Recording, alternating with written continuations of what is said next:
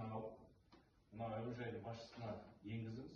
Негізіне келгенде осы ауылдың азаматтары жұмысқа кіріп жатса, ол әуежайға да жақсы. Өйткені шет басқа облыстан келген азаматтарға үй табу керек. Оның айлығы бар. Оған ары бері тасымалдайтын көлік керек. Сондықтан да осы Қатон-Қарағай, Бел-Қарағай, Өрнек ауылының азаматтарын, осы жерге жұмысқа қабілетті бар азаматтарды жұмысқа қабылдау мүмкіндігін шешу керек.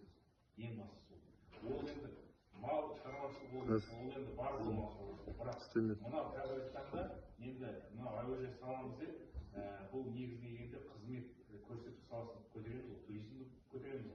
Айналып келгенде бізде қазіргі таңда өкінішке орай мына осы Қазақстанның бүкіл түкпірінен келген азаматтар мына теледидарларға көре аламыз Қатонның табиғатын, бірақ көбісі осы жерді көре алмайды. Енді бір 20-30% ғана келіп машинамен келетін шығар, бірақ енді 70-ге жуық пайыз келе алмайды халықтың. Өйткені бұл жерде жолдың өзі ауыр, келу жолы. Сондықтан да бұл жерге әуежай ашылса, бұл жерде де кәсіпкерлікті дамиды. Ожанды ұмытпаңыздар, ағайын. Сондықтан да мына тізімді беріңіздер әуежай. Қазір осымен жұмыс істейік біз қазір. Енді екінші сұрақ, компенсация дейді ғой. Бұл сұрақ өте орынды сұрақ, оны біз әкімдік, облыстық әкімдік деңгейінде бұл жұмысты жалғастыруымыз керек. Біздің негізгі жолымыз үш жақтап келісіп шешуіміз керек. Бұл жерде бір-бірімізбен мынау дұрыс, анау дұрыс емес.